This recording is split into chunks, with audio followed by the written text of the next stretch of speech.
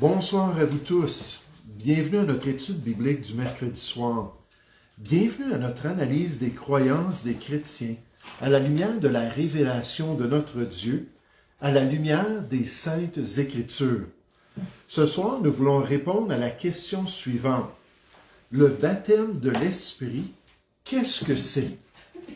Le baptême de l'Esprit, qu'est-ce que c'est? Et nécessairement, on veut présenter ce soir une définition biblique du baptême de l'Esprit de Dieu. On désire sincèrement décrire ce phénomène spirituel comme le Seigneur le décrit dans sa parole sainte, sans les erreurs de certains qui viennent si facilement tordre le sens des Écritures. Alors, selon la Bible, qu'est-ce que le baptême de l'Esprit de Dieu? Avant tout, lorsqu'on parle du baptême dans l'expérience des chrétiens, il faut mentionner qu'il y a deux sortes de baptêmes dans le Nouveau Testament. Deux baptêmes qu'on ne doit pas confondre. Et pourquoi est-ce que je vous dis ça? C'est qu'alors que je me préparais pour cette étude-là, je suis allé sur Google, j'ai demandé tous les versets qui parlent du baptême de l'Esprit. Puis là, il y avait des sites Internet qui présentaient des versets, puis des fois, ça disait 60 versets sur le baptême de l'Esprit. 70 versets sur le baptême de l'Esprit. Là, je me disais, wow! La Bible parle beaucoup du baptême de l'Esprit. Puis là, je suis allé sur les sites, puis j'ai commencé à descendre.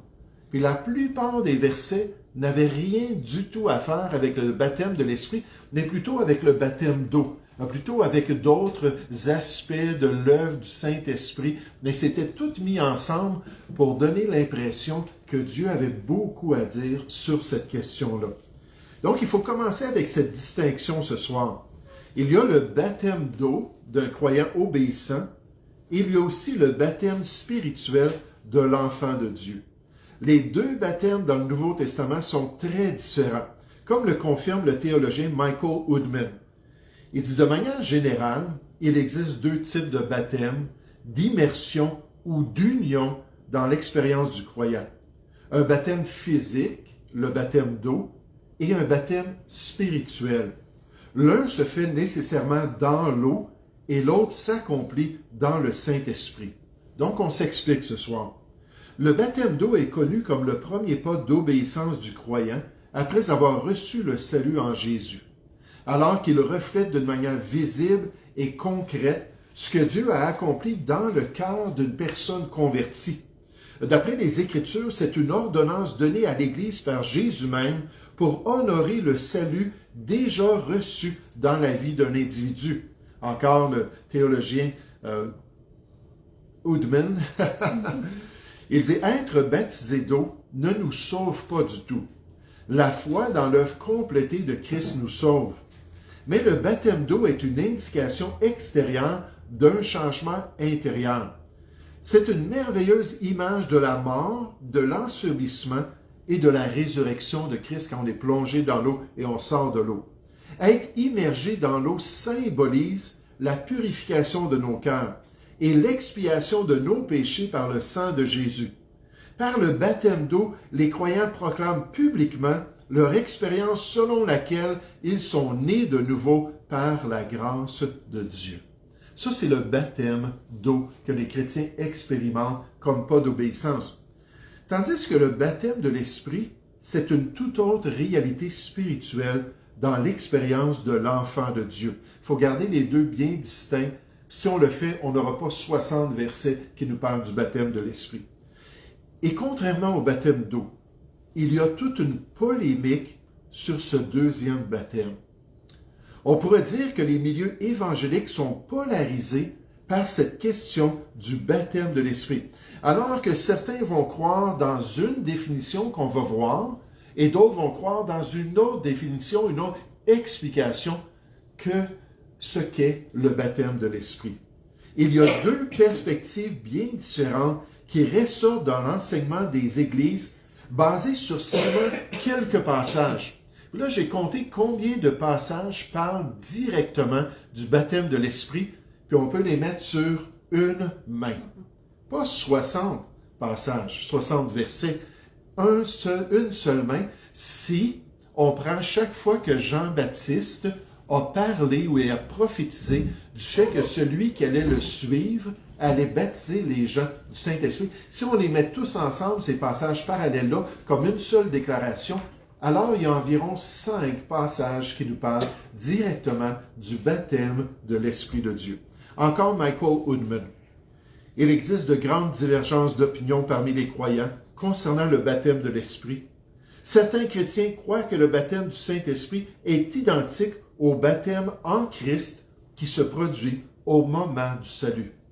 D'autres chrétiens croient que le baptême du Saint-Esprit est similaire à la plénitude de l'Esprit et que cela se produit souvent après le salut. Certains croient que le baptême de l'Esprit est toujours accompagné du signe du parler en langue. La première perspective évangélique sur la question est la suivante.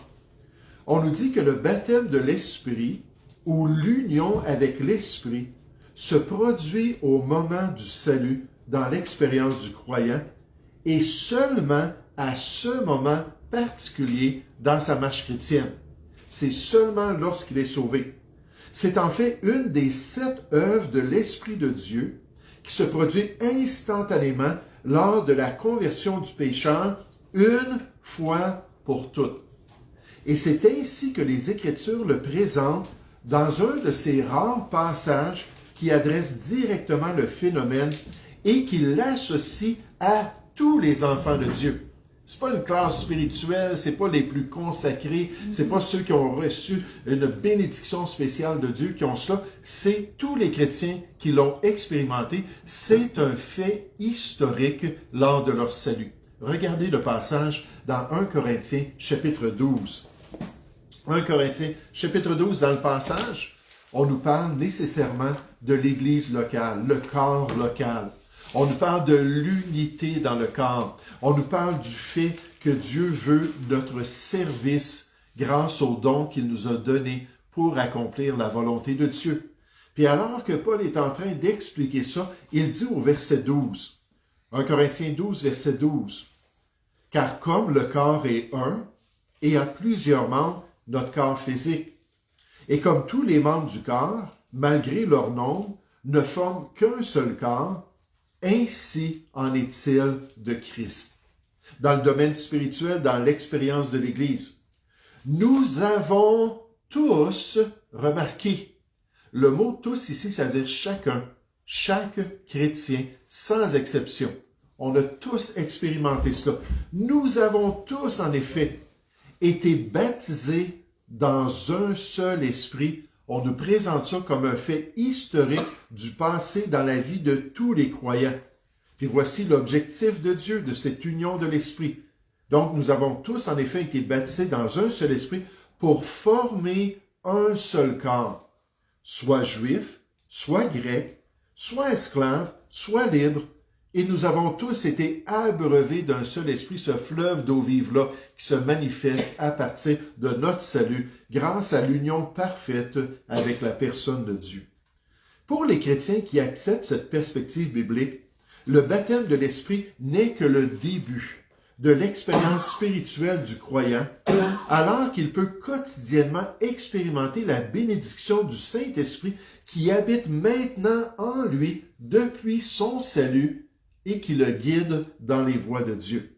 Michael Woodman nous dit, Romains 6 au verset 3 parle du baptême spirituel et dit, « Ne savez-vous pas que nous tous qui avons été baptisés en Jésus-Christ, nous avons été baptisés en sa mort. » Là, on parle de la réalité qu'on a été identifié à Jésus-Christ sur la croix du Calvaire, dans sa mort, puis ensuite sa résurrection plus tard, pour pouvoir vraiment avoir l'expiation de nos péchés et la nouveauté de vie, la puissance de résurrection pour accomplir la volonté de Dieu. Il dit, ce baptême spirituel en Christ est accompli par le Saint-Esprit, au moment où un pécheur repentant accepte le don du salut et naît de nouveau. Nous répondons à l'appel du Saint-Esprit et naissons dans la famille de Dieu. Par ce baptême, nous sommes identifiés à la mort et à la résurrection de Jésus, et dès lors, nous nous considérons crucifiés avec Christ à cause de cette identité spirituelle en Jésus-Christ. Nous choisissons de renoncer à nous-mêmes et d'être immergés en lui. Et le Saint-Esprit rend cela possible dans notre marche chrétienne. Le baptême par l'Esprit est l'acte par lequel l'Esprit nous unit à Jésus-Christ et à son corps, l'Église. En d'autres termes, c'est la conversion. C'est devenir un chrétien. C'est ce que ça signifie de devenir un enfant de Dieu. Être poussé par l'Esprit de Dieu de telle manière que nous soyons amenés à la foi et unis avec Jésus-Christ une fois pour toutes. Le docteur Unger dit, un spécialiste dans le sujet, « Le baptême de l'Esprit n'est pas une expérience qui vient après le salut, mais plutôt un élément inséparable de notre salut, puisqu'il est universel parmi le peuple de Dieu dans cette dispensation. » Puis d'après cette perspective, tous les chrétiens ont été baptisés dans l'Esprit de Dieu au moment de leur conversion, comme Paul l'affirme aux Corinthiens dans le passage qu'on vient de lire. Il n'y a pas de baptême de l'Esprit après cet acte initial de Dieu. Aucun baptême à rechercher ou à demander au Seigneur. Puis dans la deuxième perspective, on va voir, c'est ce qu'on pousse dans l'esprit des chrétiens, qu'il faut rechercher, il faut demander, il faut plaider avec Dieu pour avoir le baptême de l'Esprit. Il n'y a rien de cela. Ainsi, le baptême de l'Esprit ne paraît jamais dans les exhortations faites aux chrétiens dans leur marche avec le Seigneur, parce que ce n'est pas quelque chose qu'ils doivent rechercher. Il ne faut surtout pas influencer les enfants de Dieu à rechercher une œuvre subséquente de l'Esprit, nommée le baptême de l'Esprit, comme s'il leur manquait quelque chose dans leur vie chrétienne, comme s'il leur manquait quelque chose dans leur expérience avec Dieu, comme s'ils n'avaient qu'ils n'avaient pas tout pleinement en Jésus-Christ et en son esprit au moment de leur salut, et c'est un grand danger et c'est une grande séduction de le faire d'après cette perspective-là. Le théologien R.C. Sproul dit, « Lorsque nous séparons le baptême du Saint-Esprit de la conversion du pécheur, nous nous retrouvons avec des citoyens de seconde classe dans le royaume de Dieu. Tu ne sais pas ce que tu manques, tu ne sais pas ce que tu pourrais expérimenter, tu n'as pas cette chose-là dans ta vie, tu es un chrétien minable, pitoyable, parce que tu n'as pas tout ce que Dieu veut. Mais comme le Seigneur a répandu son esprit sur tout son peuple, cela est clairement impossible. Les chrétiens peuvent se trouver à différents stades dans leur sanctification et de leur niveau de maturité chrétienne, mais aucun chrétien ne manque du Saint-Esprit dans sa vie. Soyons encouragés par cela, car cela signifie que nous grandirons certainement dans la conformité en Christ en continuant notre cheminement avec le Seigneur, parce qu'on a tout reçu en lui et on possède tout ce qui est nécessaire pour accomplir la volonté de Dieu. Maintenant, comme deuxième perspective concernant le baptême de l'Esprit, qui est cru par la majorité des chrétiens évangéliques et qui touche intimement à leur expérience personnelle et à l'expérience qu'ils recherchent. On nous dit que le baptême de l'Esprit est une seconde œuvre de la grâce de Dieu qui vient après le salut. La plus grande œuvre, nécessairement, c'est le salut en Jésus-Christ, ce beau cadeau de la grâce de Dieu. Mais il y a un autre cadeau subséquent à la conversion. C'est cette expérience du baptême de l'Esprit. Une œuvre à rechercher tout au long de la vie chrétienne. Une œuvre à demander continuellement au trône de la grâce pour que des manifestations surnaturelles puissent arriver régulièrement dans l'expérience des croyants. Le pasteur John Piper, il dit le pentecôtisme, et lui c'est un pasteur pentecôtiste, est généralement défini comme un mouvement du christianisme qui considère le baptême du Saint-Esprit comme une seconde expérience dans la vie du chrétien, généralement après la conversion, et est démontré par le parler en langue. Donc ça, c'est comme la marque principale du baptême de l'Esprit, que la personne se met à parler en langue. Il continue. Je pense que lorsqu'il dit que vous serez baptisés du Saint-Esprit, peut-être qu'il parle de Jean-Baptiste, peut-être qu'il parle de Jésus, tous les deux ont prophétisé cela, que les chrétiens, les apôtres allaient être baptisés. Il veut dire que vous recevrez une puissance extraordinaire pour un ministère d'exaltation de Christ, une expérience inhabituelle et décisive après la conversion, un jour, une semaine, un an, une minute après, suivi par des effusions ou des baptêmes de l'Esprit ultérieurs qui vont se répéter périodiquement tout au long de la vie. Ou encore, cette expérience peut subvenir au moment même de la conversion, suivie d'expériences ultérieures tout au long de la vie d'autonomisation par le Saint-Esprit. Et ce pasteur, comme bien d'autres, enseigne cette perspective malgré qu'il n'y a aucun passage du Nouveau Testament qui commande aux chrétiens une telle quête du baptême de l'Esprit. Aucun. On va voir concernant le Saint-Esprit qu'il y a un grand commandement. Il y en a plus qu'un, mais il y en a un grand commandement très, très important que le chrétien doit prendre à cœur, et ce n'est pas « soyez baptisés de l'Esprit à nouveau ». C'est pas ça du tout qu'on voit dans les Écritures. On le présente comme un fait accompli par Dieu à un moment précis et non comme une expérience à répéter et à rechercher dans la vie du croyant. Jamais est-ce qu'on voit ça dans la parole de Dieu. Le pasteur John MacArthur explique comment cette perspective s'est développée dans l'histoire chrétienne moderne. Parce que ça s'est produit récemment que les gens ont commencé à penser à cela. Il dit, au cours des semaines précédentes, les étudiants avaient examiné attentivement des parties du livre des Actes.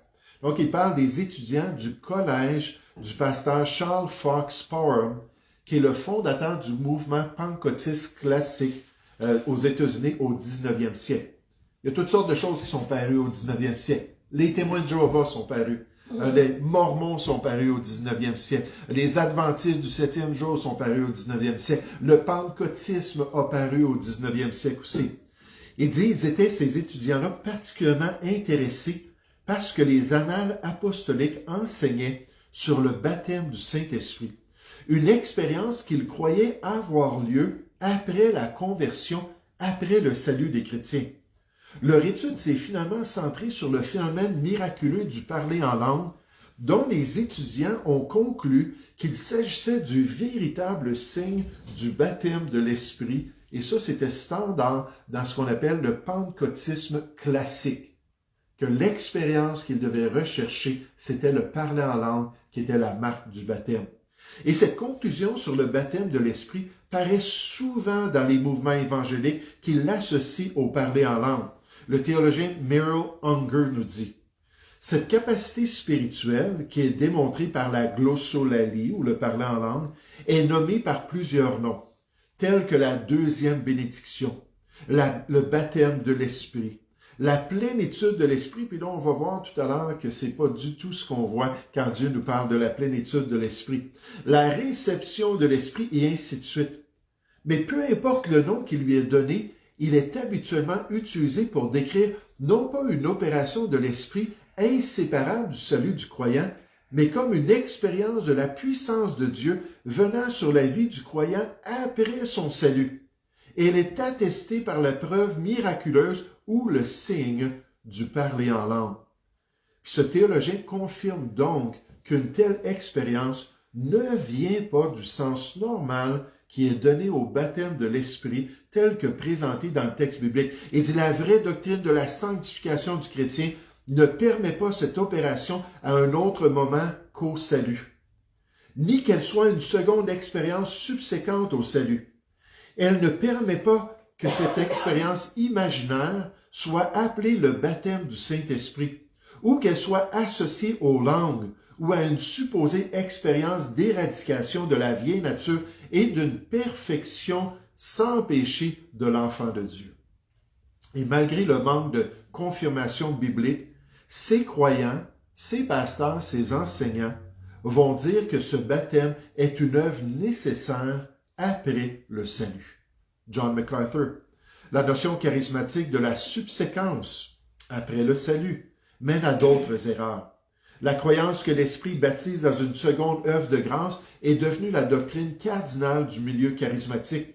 Comme nous l'avons vu, les écrivains et les enseignants charismatiques sont généralement en accord avec le fait que le baptême, qui est prouvé par le parler en langue, est la prochaine étape cruciale dans la croissance de l'enfant de Dieu après son salut.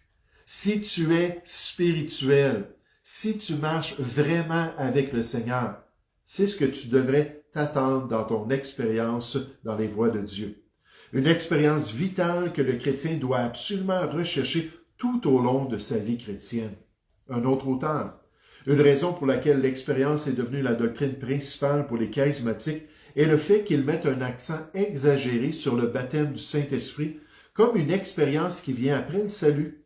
Les charismatiques croient généralement qu'une fois qu'une personne devient chrétienne, il ou elle doit diligemment rechercher le baptême de l'Esprit. Puis là, on met cette pression-là.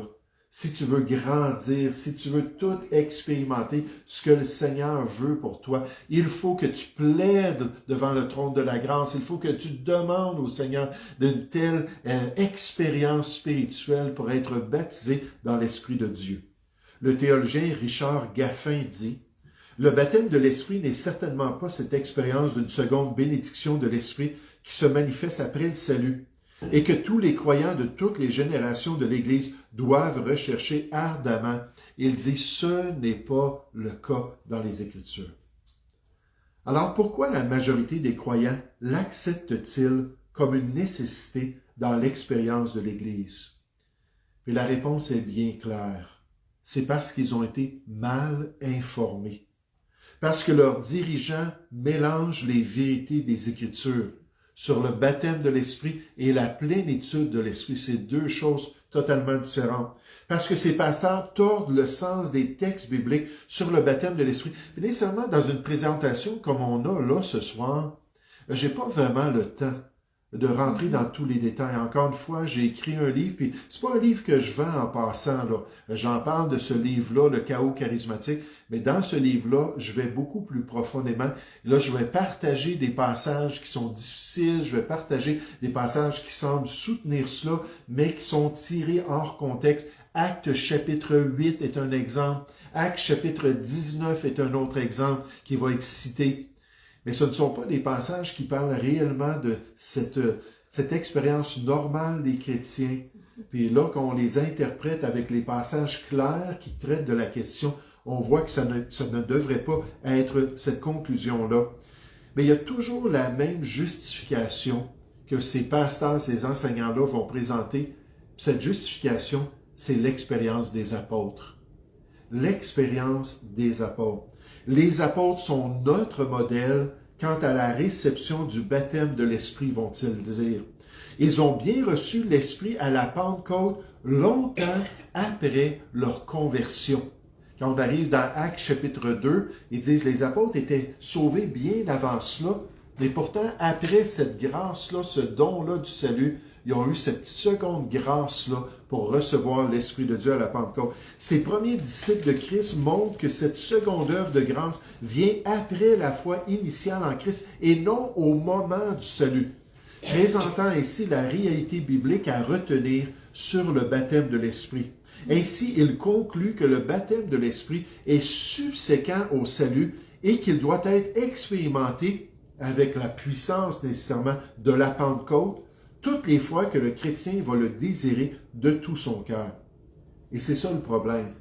Parce qu'en se servant de l'exemple de la Pentecôte dans Actes chapitre 2, dans le contexte du salut des apôtres et d'une expérience après leur salut, ces gens-là font une erreur monumentale. Parce que la Pentecôte et la venue de l'Esprit à la Pentecôte est mis de côté dans les Écritures comme le commencement de l'œuvre de Dieu.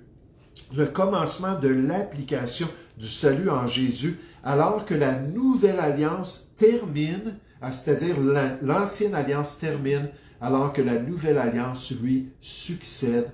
Et là, ça se produit à la Pentecôte. La venue du Saint-Esprit à la fête de la Pentecôte est décrite dans les Écritures d'une telle manière que c'est impossible de la mélanger avec les autres expériences subséquentes dans l'histoire des chrétiens. Et bien que les apôtres de Christ avaient cru en Christ pendant son ministère, Jean 15,3, Jésus leur dit « Déjà, vous êtes purs à cause de la parole que je vous ai donnée. » Donc oui, ils avaient été purifiés par la foi en Christ. Ils avaient même reçu temporairement le Saint-Esprit Dans Jean 21, 22, alors que Jésus a soufflé le Saint-Esprit sur eux, selon les consignes de l'Ancienne Alliance, il est venu sur eux pour les accompagner et les aider à vivre ce qu'ils devaient vivre jusqu'à la Pentecôte. Mais c'est seulement à la Pentecôte qu'ils ont été placés dans l'Église de Jésus pour la seule fois de leur expérience chrétienne.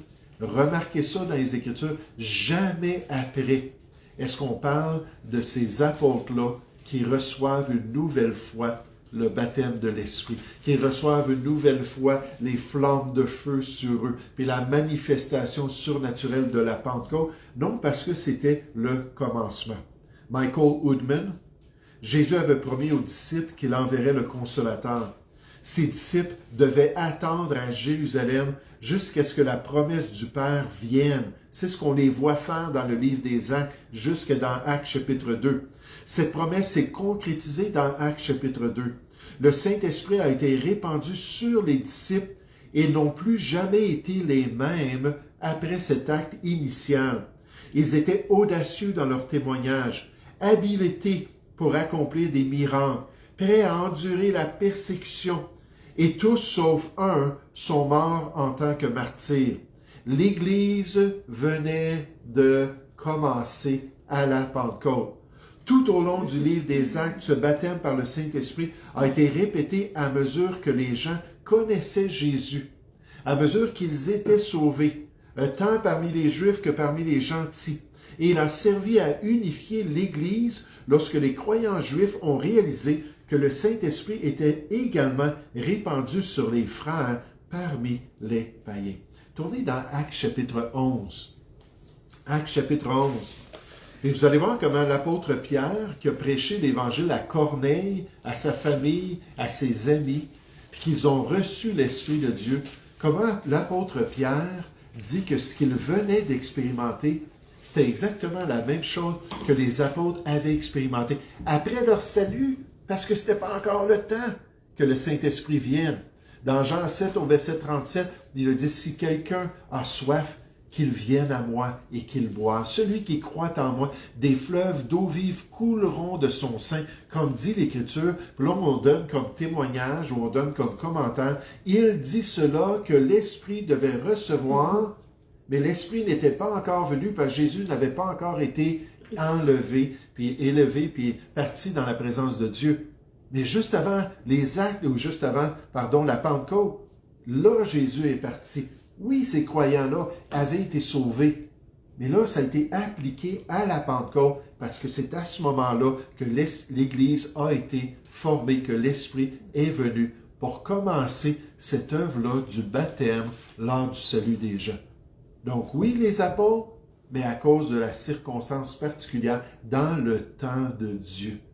Puis là, pour les autres gens comme Corneille, puis les autres personnes qui étaient sauvées, Éphésiens 1, verset 13, après qu'on a reçu l'évangile de notre salut, après qu'on a mis notre foi en Jésus-Christ, on est automatiquement scellé de l'Esprit.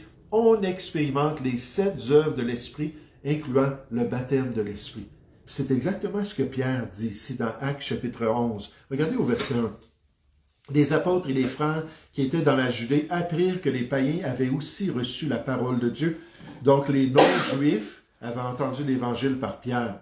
Et lorsque Pierre fut monté à Jérusalem, les fidèles circoncis, les chrétiens qui étaient des Juifs, lui adressèrent des reproches en disant, « Tu es entré chez des incirconcis et tu as mangé avec eux. » Verset 11. Là, Pierre s'explique. « Et voici, aussitôt 3 hommes envoyés de Césarée vers moi se présentèrent devant la porte de la maison où j'étais. L'Esprit me dit de partir avec eux sans hésiter. Les 6 hommes que voici m'accompagnèrent et nous entrâmes dans la maison de Corneille.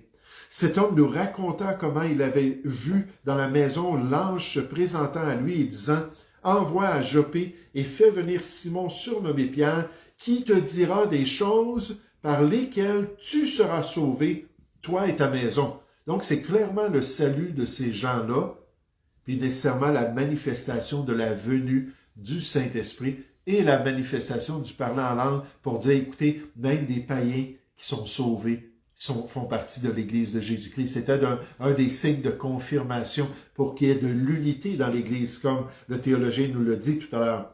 Verset 15, « Lorsque je me fus mis à parler, le Saint-Esprit descendit sur eux, remarquez, comme sur nous au commencement, lors de la formation de l'Église de Jésus-Christ. Lorsque les croyants à la Pentecôte ont été baptisés dans l'Esprit de Dieu pour former un seul corps. Ces apôtres-là ont expérimenté cela à ce moment-là parce que c'était le début. Verset 16. « Et je me souvins de cette parole du Seigneur. Jean a baptisé d'eau, mais vous serez baptisés du Saint-Esprit. » Il dit ce qu'on a vécu à la Pentecôte, ce que Corneille vient de vivre lors de son salut. C'est ça le baptême de l'Esprit. On est unis à l'Esprit de Dieu dans ce sceau spirituel qui nous met dans la famille de Dieu. Comme Corneille et ses amis lors de leur salut et les apôtres qui avaient expérimenté cela lors de leur salut. Verset 17.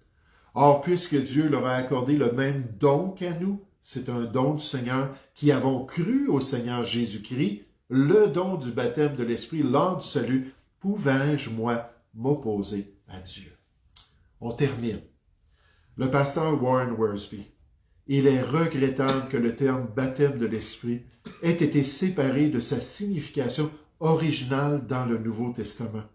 Dieu nous a parlé avec des paroles inspirées par l'Esprit et que ne nous devons pas confondre.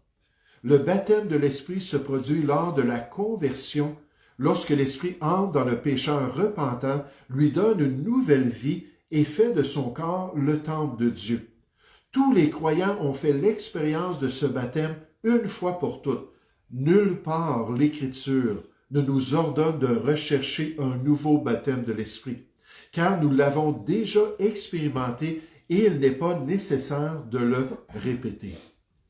Alors, si c'est le cas, quelle est la grande responsabilité du croyant par rapport à l'Esprit à partir de son salut, au moment de son salut et dans sa vie chrétienne? On termine avec ça. Cherchez avec moi l'Épître aux Éphésiens au chapitre 5. L'Épître aux Éphésiens au chapitre 5. C'est le texte biblique qui décrit la plénitude de l'Esprit selon les termes du Nouveau Testament.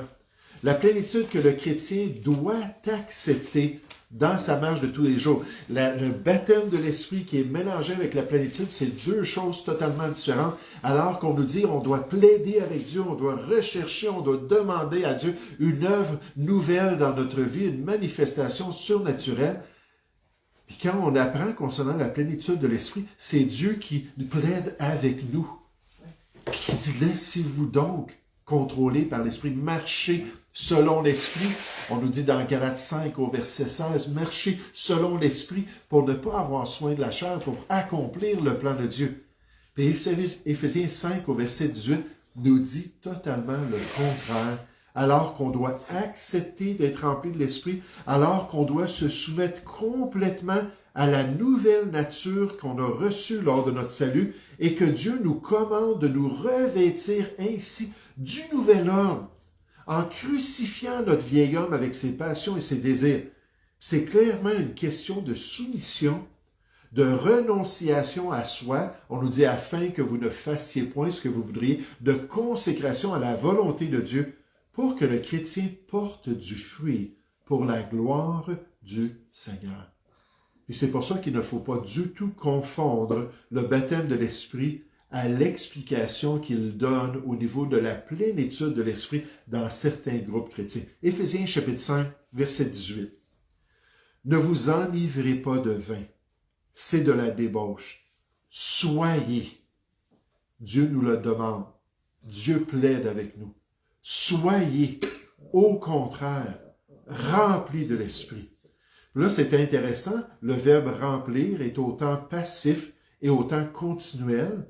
Ça veut dire tout simplement, laissez-vous toujours remplir ou contrôler par l'Esprit de Dieu. C'est ce que Dieu veut, que ce soit la nouvelle nature qui nous contrôle. que le Saint-Esprit contrôle nos paroles, que le Saint-Esprit contrôle notre raisonnement, que le Saint-Esprit contrôle notre conduite, qu'il soit toujours en train de contrôler notre vie. On nous ordonne, c'est un impératif, de le laisser continuellement prendre le contrôle de notre vie. On ne peut pas avoir plus de l'Esprit. La question, c'est est-ce que l'Esprit peut avoir plus de nous? C'est vraiment ça la réalité ici. Le docteur Wues, qui est un expert du grec du Nouveau Testament, l'a traduit ainsi dans sa version. Il a dit « Cessez de vous enivrer de vin, état d'ivresse dans lequel il y a de la débauche, mais soyez constamment contrôlés par l'Esprit. » Puis qu'est-ce qu'on voit dans le livre des Actes qui se répète à quelques reprises? C'est jamais le retour que les apôtres ont au baptême de l'Esprit, mais à la plénitude de l'Esprit. Ils sont remplis de l'Esprit. Et là, ils peuvent accomplir la volonté. Là, ils peuvent glorifier le Seigneur. Il dit, mais soyez constamment contrôlés par l'Esprit. Le choix est dans notre camp. On n'a pas besoin de plaider avec Dieu. Le commandement divin nous est donné clairement dans notre marche avec le Seigneur. C'est notre responsabilité et notre privilège en Christ. Dieu s'attend à notre réponse, à sa volonté de marcher selon l'Esprit pour accomplir la volonté de Dieu. Le pasteur Warren Wiersbe, le remplissage de l'Esprit a à voir avec le contrôle de l'Esprit sur nos vies. Dans les Écritures, être rempli par quelque chose signifie être contrôlé par cette chose. Il nous est commandé d'être remplis et nous pouvons l'être si nous nous soumettons tout à Christ et acceptons d'être remplis de son esprit. C'est une expérience répétée car nous avons constamment besoin d'être remplis de sa puissance spirituelle si nous voulons le glorifier ici-bas. Puis en passant, c'est le temps continuel de l'impératif.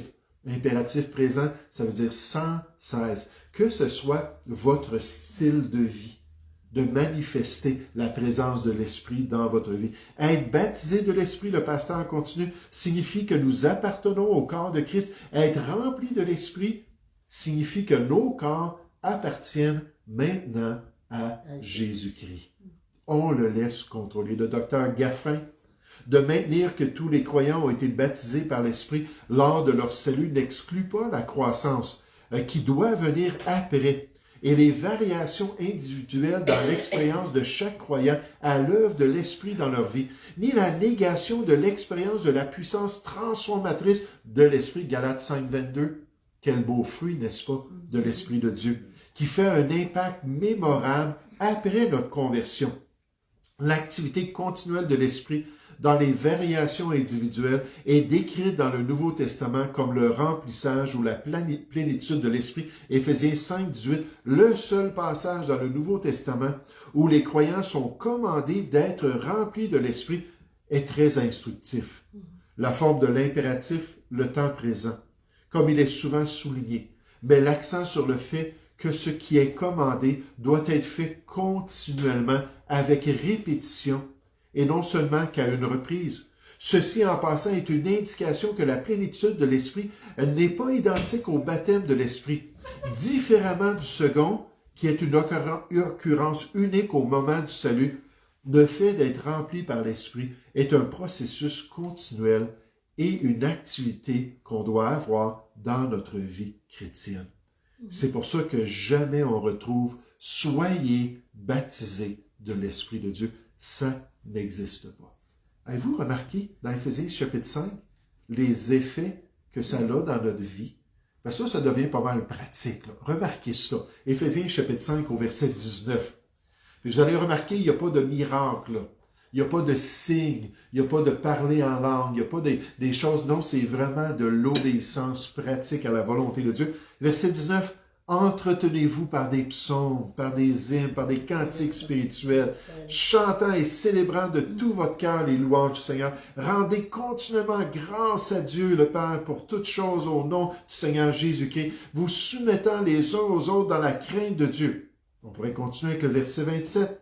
Les femmes qui doivent être soumises à leur mari, Ou après ça, l'amour profond que le mari doit avoir pour son épouse. L'obéissance des enfants à leurs parents. La bonne conduite du père envers les enfants. La soumission des esclaves chrétiens à leur mère.